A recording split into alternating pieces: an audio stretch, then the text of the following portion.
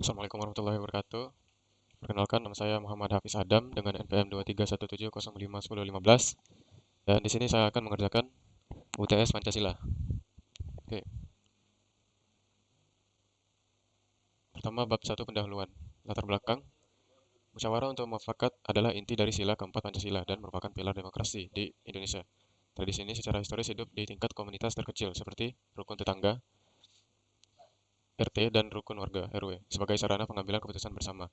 Namun di era modern, terutama di wilayah perkotaan, tingkat partisipasi warga dalam musyawarah lokal rapat RT RW cenderung menurun.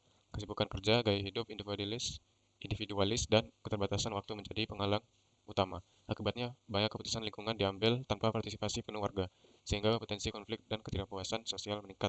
Di sisi lain, penetrasi teknologi digital sangat tinggi di masyarakat. Ini membuka peluang untuk merevitalisasi nilai musyawarah melalui platform yang lebih fleksibel dan mudah diakses. Oleh karena itu, penulis mengusulkan inovasi aplikasi musyawarah digital sebagai platform hyperlokal untuk memfasilitasi diskusi, pengambilan keputusan, dan transparansi di tingkat RT RW. Aplikasi ini dirancang sebagai wujud nyata penerapan sila keempat dan sila ketiga dengan memperkuat ikatan sosial dan komunikasi antar warga. Kemudian ada rumusan masalah, yaitu bagaimana meningkatkan partisipasi aktif warga dalam proses pengambilan keputusan di tingkat RT RW di tengah kesibukan masyarakat modern. Bagaimana teknologi digital dapat dimanfaatkan untuk memfasilitasi proses musyawarah mufakat yang transparan dan inklusif. Bagaimana platform digital dapat menjadi sarana penerapan nilai sila keempat Pancasila dalam kehidupan bermasyarakat sehari-hari.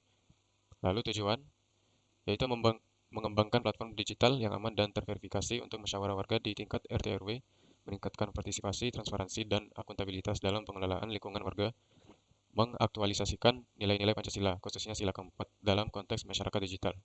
Lalu ada bab 2, landasan teori.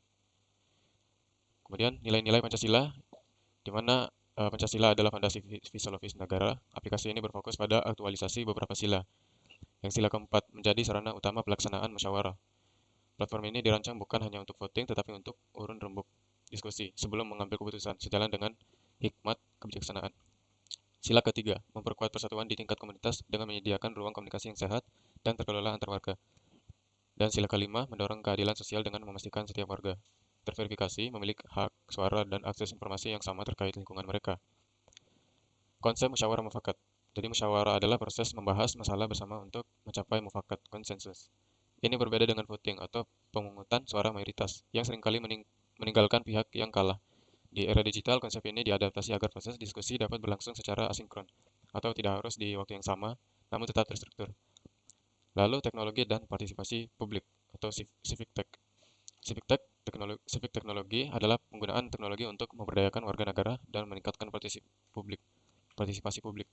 Platform digital terbukti mampu menjembatani komunikasi antara warga dan pembuat kebijakan.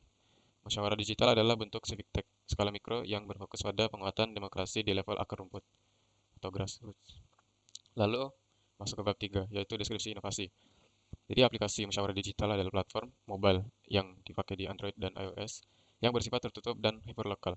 Setiap komunitas, misalnya satu RW atau satu RT atau satu RW, akan memiliki ruang digitalnya sendiri yang hanya bisa diakses oleh warga yang telah terverifikasi oleh pengurus RT RW. Aplikasi ini memfasilitasi berbagai kebutuhan komunikasi dan administrasi lingkungan seperti diskusi program kerja bakti, pemungutan suara untuk iuran bulanan, pelaporan masalah lingkungan, misal lampu jalan mati, sampah, penyampaian pengumuman resmi dari pengurus, transparansi laporan kas RT RW. Lalu ada fitur utamanya, yaitu verifikasi warga. Jadi pendaftaran menggunakan data kependudukan, NIK atau nomor KK yang diverifikasi oleh admin untuk memastikan hanya warga sah yang dapat berpartisipasi. Lalu forum urun rembuk, ruang diskusi terstruktur per topik. Kemudian polling dan e-voting, fitur untuk mengambil keputusan cepat atau keputusan penting. Lalu lapor warga, fitur bagi warga untuk mengirimkan keluhan atau laporan. Info RT RW untuk pengumuman resmi, jadwal siskamling, dan agenda kegiatan. Dan kas transparan, fitur sederhana di mana bendahara RT RW dapat mempublikasikan laporan pemasukan dan pengeluaran. Target pengguna inovasi, yaitu pengurus RT RW, warga, penghuni tetap, dan pemerintah kelurahan desa atau desa. Lalu bab strategi implementasi, di mana tahapan pengembangannya adalah pada bulan 1 dan 2, 1 sampai 2, yaitu riset dan desain. Wawancara mendalam dengan pengurus RT RW dan warga di beberapa tipologi perumahan atau kompleks kampung untuk memahami kebutuhan nyata, yaitu perencanaan UI UX. Pada bulan 3 ke 5, pengembangan aplikasi. Membangun aplikasi dengan fitur inti seperti verifikasi, forum, polling, info, RT RW. Pada bulan ke-6, uji coba terbatas atau pilot project, yaitu implementasi di 3 ke 5, bulan 3 ke 5 RT RW yang bersedia menjadi mitra pencatatan. Pada bulan ke-7 yaitu evaluasi dan peluncuran, perbaikan bug dan peluncuran bertahap ke publik. Lalu strategi promosi dan kolaborasi, pendekatan top down dan bottom up, bekerja sama dengan pemerintah kota kabupaten untuk sosialisasi ke tingkat kelurahan, sekaligus promosi langsung ke komunitas paguyuban RT RW. Model juara lokal, mengidentifikasi pengurus RT RW yang pro teknologi untuk menjadi champion atau duta aplikasi di wilayah mereka. Integrasi dengan kegiatan offline. Aplikasi tidak menggantikan rapat tatap muka, tetapi melengkapinya. Hasil polling ini aplikasi dapat disahkan dalam rapat offline bulanan. Lalu pengukuran dampak sosial, yaitu tingkat adopsi, yaitu jumlah RT RW dan warga yang terdaftar. Tingkat partisipasi atau jumlah warga yang aktif dalam diskusi atau polling per bulan, dan persepsi warga terhadap transparansi dan inklusivitas pengambilan keputusan di lingkungannya yang diukur melalui survei.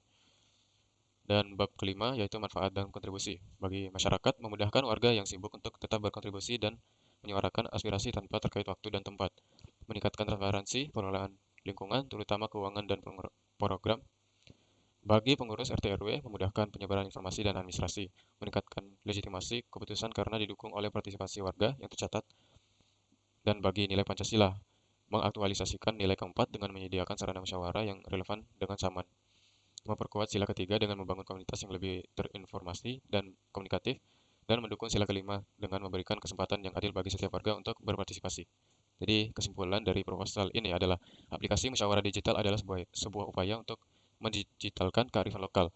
Inovasi ini membuktikan bahwa teknologi dapat menjadi alat untuk memperkuat, bukan menggurus, nilai-nilai luhur Pancasila. Dengan memfasilitasi dialog di tingkat terkecil, aplikasi ini diharapkan dapat membangun fondasi demokrasi yang lebih kuat, partisipatif dan transparan dari level akar rumput. Oke, jadi di sini ada screenshot dari website yang saya bikin bernama rumbuk.id. Jadi ada halaman beranda, halaman fitur, halaman cara kerja, halaman dampak sosial, dan halaman tentang kami, dan halaman kontak. Oke, jadi mungkin sampai sini saja laporan saya. Saya akhiri. Assalamualaikum warahmatullahi wabarakatuh.